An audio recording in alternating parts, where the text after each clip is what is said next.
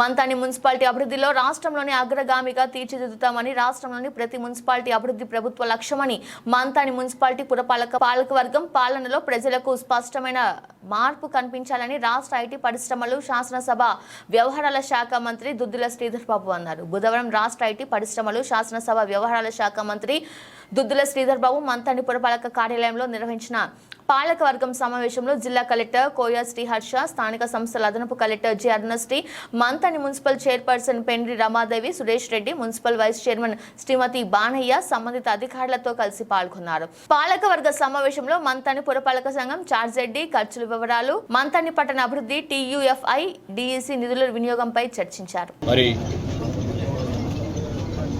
ఈ పట్టణానికి సంబంధించి నాన్ వెజ్ మార్కెట్,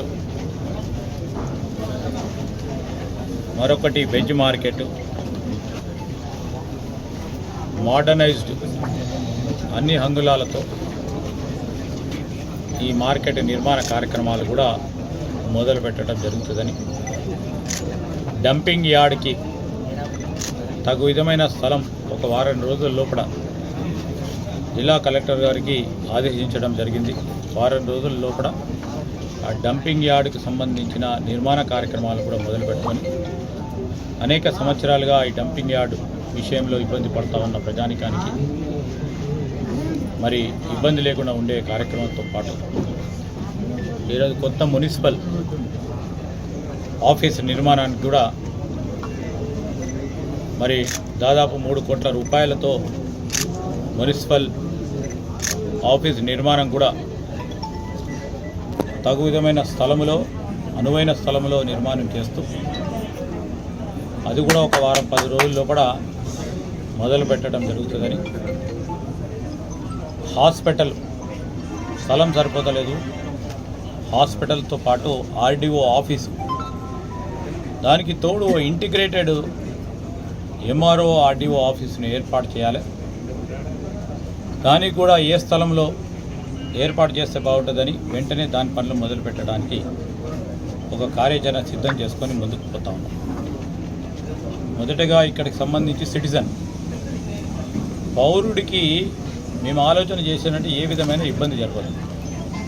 మున్సిపల్ ప్రాంతానికి సంబంధించిన ఇక్కడ ఉన్న పౌరులకి వారికి కావాల్సిన కనీస సేవల విషయంలో పరిపాలన యంత్రాంగం కానీ ప్రజాప్రతినిధులు కానీ అప్రమత్తంగా ఉండి వారికి సమస్యలు రాకుండా చూసే ప్రయత్న భాగంలో ముందుకు సాగాలని, వారికి కూడా అందరం కలిసి పనిచేసుకొని ఒక మోడల్ మున్సిపాలిటీగా చేయాలనే సంకల్పన ప్రజల్లో ఉన్న నేపథ్యంలో మరి వాటిని కూడా ప్రత్యేకంగా కూడా తీసుకెళ్లడం జరుగుతుంది. రాబోయే కాలంలో మా పరిశ్రమల శాఖకు సంబంధించి ఇక్కడ ఒక ఇండస్ట్రియల్ పార్క్ ఏర్పాటు చేయబోతా ఉన్నాం. ఒక ఇండస్ట్రియల్ పార్క్ ఏర్పాటు చేసుకొని ఈరోజు మధ్యతర, చిన్నతర పరిశ్రమలను ప్రోత్సాహం చేస్తూ ఈరోజు నేను పారిశ్రామికవేత్తని కావాలి అని చిన్న స్థాయిలో మరి చిన్న పెట్టుబడి పెట్టి పెద్ద ఎత్తున ఎదగాలనుకునే వారికి ఒక అవకాశం కల్పించే కార్యక్రమం భాగంలో మరి ఇక్కడ పరిశ్రమలను ప్రోత్సాహం చేయాలనే ఒక ఉత్సాహం, ఇక్కడ ఉన్న వారు 10 మందికి ఉపాధి కల్పించే కార్యక్రమం భాగంలో ముందుకు తీసుకొచ్చే కార్యక్రమం చేస్తాం. అంత లోపల మేము ఈరోజు ఇక్కడ ఇండస్ట్రియల్ పార్క్ ఏర్పాటు చేసే కంటే ముందే చాలామంది పారిశ్రామికవేత్తలను కోరుతా ఉన్నాం. ఇక్కడ ఉన్న కొద్ది ఆఫీస్ స్థలాలను ఉపయోగించుకొని మొదలు పెట్టండి, మీ సాఫ్ట్వేర్ రంగానికి సంబంధించి కానీ, హార్డ్వేర్ రంగానికి సంబంధించి కానీ, ఎలక్ట్రానిక్ రంగానికి సంబంధించి కానీ, లేకుంటే ఇక్కడ చిన్న స్థర పరిశ్రమలు మీరు పెట్టి 10 మందికో 20 మందికో 50 మందికో మరి మీరు పరిశ్రమలను పెట్టాలని నేను విదేశాలకు పోయినప్పుడు కోరినా, దేశ స్థాయిలో ఉన్న మిత్రులను కోరినా, ఈరోజు రాష్ట్ర స్థాయిలో కూడా అనేక మందిని కోరుతా ఉన్నాం. ఆ నేపథ్యంలో ఒక మిత్రులు వచ్చి మరి ఈరోజు ఇదే రోజు వారు ఆఫీస్ స్పేస్ చూసుకోవడం పోతా ఉన్నారు. 50 మందికి, కనీసం 50 మందికి చదువుకున్న వారికి ఆ సాఫ్ట్వేర్ రంగానికి సంబంధించిన ఆఫీసుని ఈరోజు మరి ఇక్కడ ఏర్పాటు చేసుకోవాలని స్థల సేకరణ గురించి వారు రావటం జరిగింది. ఇప్పుడు ఆ స్థల సేకరణ విషయంలో కూడా వారికి తోడ్పాటు చేద్దామని నేను కానీ మా మిత్రులందరినీ కూడా కోరాం.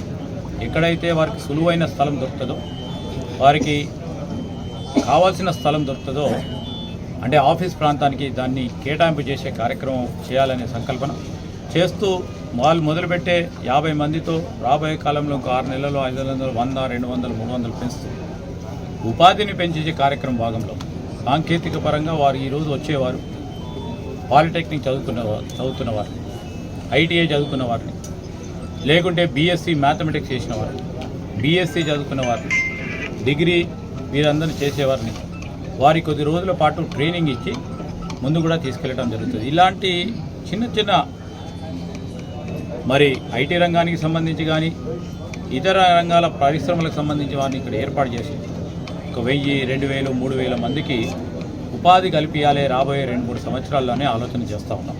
దానికి తోడు పెద్ద పరిశ్రమలు రావాలని మేము కోరిన వెంటనే మేము ఈరోజు కూడా చెప్తా ఉన్నాం. ఒక పెద్ద పరిశ్రమ మరి కోకోకోలా లాంటి ఒక పెద్ద పరిశ్రమ చొరవ చూపెట్టారు. ఈరోజు స్థలం గురించి మరి అన్వేషణ చేస్తూ ఉన్నారు. వారికి కావాల్సిన అవసరాలను దృష్టిలో పెట్టుకొని ఈరోజు పెద్దపల్లి జిల్లాలో మరి ప్లాంట్ని ఏర్పాటు చేయాలి అనే దృక్పథంతో వారు ముందుకు నడుస్తూ ఉన్నారు. మా ముఖ్యమంత్రి గారు కూడా రేవంత్ రెడ్డి గారు కూడా హైదరాబాద్ వరకే కాదు మొత్తం తెలంగాణ ప్రాంతం అంతా కూడా పారిశ్రామిక రంగంలో మొదటి స్థానంలో ఉండాలని, ఈ రాష్ట్రం ఉండాలని వారి ఆలోచన మేరకు మొత్తం రాష్ట్రం నలువైపులా కూడా పెద్ద పెద్ద పరిశ్రమలను తీసుకొచ్చే భాగం చేస్తాం. మొత్తం ఈ రాష్ట్రాన్ని అభివృద్ధి చేస్తామని మీ ద్వారా ప్రజలందరూ మనం చేస్తాం.